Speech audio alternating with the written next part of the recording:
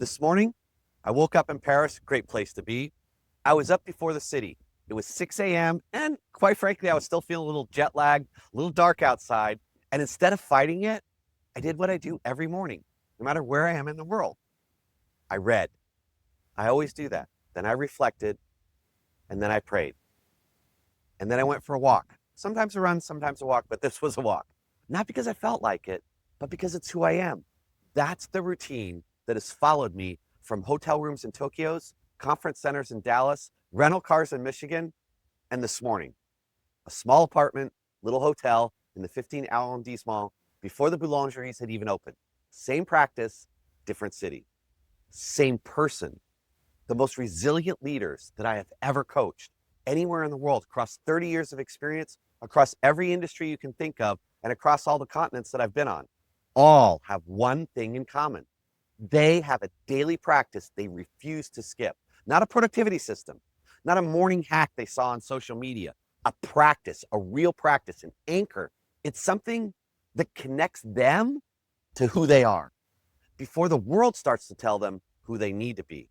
Today, I'm going to share with you mine and the pattern that I've seen in every leader who has sustained excellence over decades, not weeks and not months.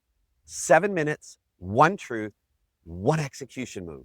If you're a leader who's tired of starting every morning already behind and tired of letting the first email of the day set the whole tone for the next 12 hours, and you're tired of ending every week feeling like you gave everything to everyone, kept nothing for yourself, you're in the right place. I'm Chris Hunsicker, and this is the Dealership War Room. This isn't motivation. This isn't theory.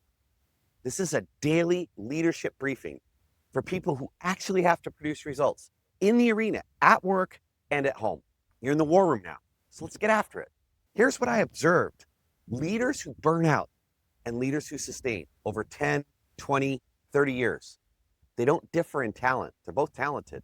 And they don't differ in ambition. They've got it. And they don't differ in the amount of pressure that they face. They differ in one critical thing, whether they have a daily practice that's non-negotiable, not optional, not when I have time, not when things calm down, and definitely non-negotiable. The way brushing your teeth is non-negotiable. Nobody worries about that. You do it. The way showing up for your team is non-negotiable. That's the level that I'm talking about. And here's why it matters so much. Your day is going to be filled with other people's priorities. That's leadership. From the moment you walk through the door, boom, you belong to them. Their problems, their emotions, their struggles, their questions, their needs. And if you don't anchor yourself before all of that starts, you'll be pulled in whatever direction the loudest voices demand. Your morning practice is not about productivity. It's about sovereignty. It's the 30 minutes where you decide who you're going to be today before the world starts to decide for you, because they will if you let them. Let me tell you what mine looks like. Not because mine is right, which I guarantee you for you it's not, because showing you mine might help you find yours. First, I read every single morning. I fill my mind, not the news, not my emails to get an early jump on things, but something that grows me. A book on leadership, scripture, a chapter from someone whose thinking really challenges my own.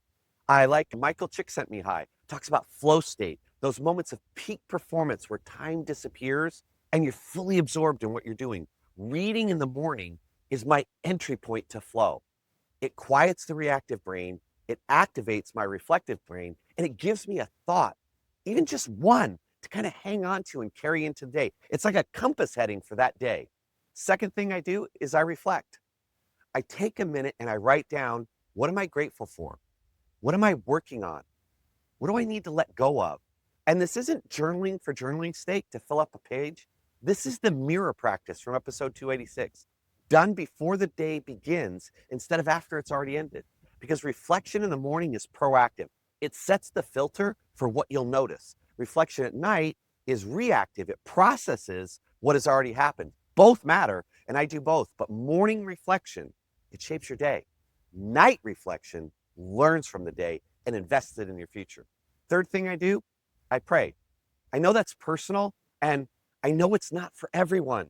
It doesn't work for everybody, but I will tell you this, whatever your version is, prayer, meditation, silence, stillness, the practice of connecting to something larger than your own ambition is what keeps leaders from becoming an ego trip. Because leadership without humility is just control.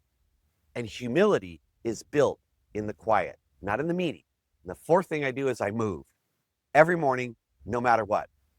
Oftentimes it's a walk. Sometimes it's a run when I'm training for a half marathon, something that gets my body going before my brain starts solving everybody else's problems.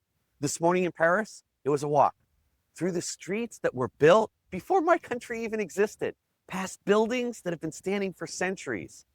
And something about moving through a city that old, that enduring, it reminds you that the things you're stressed about this month, today, is a footnote in a very long story. Movement gives you perspective that sitting never will. That's why it's so powerful. Here's what the research tells us about why this works. When you start your day with intentional practice, reading, reflecting, stillness, movement, you're activating the prefrontal cortex before the amygdala gets its first trigger. You're priming the brain for thoughtful response, not reactive survival. And over time, daily priming builds a neurological defense that's hard to override. Remember episode 321? You don't rise to the occasion, you fall to your preparation. Your morning practice is your daily preparation. It's not just a nice way to start the day, it's the thing that determines which version of you shows up for everyone else. The leader who sustains, who doesn't burn out at year 5 or year 10, they have all figured out that the most important meeting of the day is the one they have with themselves before anyone else gets a piece of them. They get it. So here's today's execution movement. Please consider this one. I call this the anchor practice. And I'm not going to tell you what to do. There's 1,000 people doing that. I'm going to ask you to design it yourself, because a practice that comes from you will outlast a practice that I or someone else prescribes. 4 questions. Number 1, what feeds your mind? Is it reading? Is it listening? Is it studying? Pick one thing that makes you sharper. Number 2, what grounds your spirit? Is it prayer, meditation? Is it just focusing on gratitude? Is it silence? But I'm going to ask you to pick the one that connects you to something bigger. Number 3, what moves your body, gets you going? Is it a walk? Is it a run? Is it stretching? Is it exercising? Anything that gets you out of your head and into your body before 7 a.m. It'll work. And number 4, how much time can you protect? Can you guard? Not hope for, not wish, but protect. Is it 15 minutes? Make it happen. Is it 30? Build it in. But whatever that number is, put it on the calendar, set the alarm, and lock it in. Treat it with the same reverence that you give the most important meeting of your week. Because it is. Your anchor practice isn't something you add to your morning. It is your morning and everything that comes after it.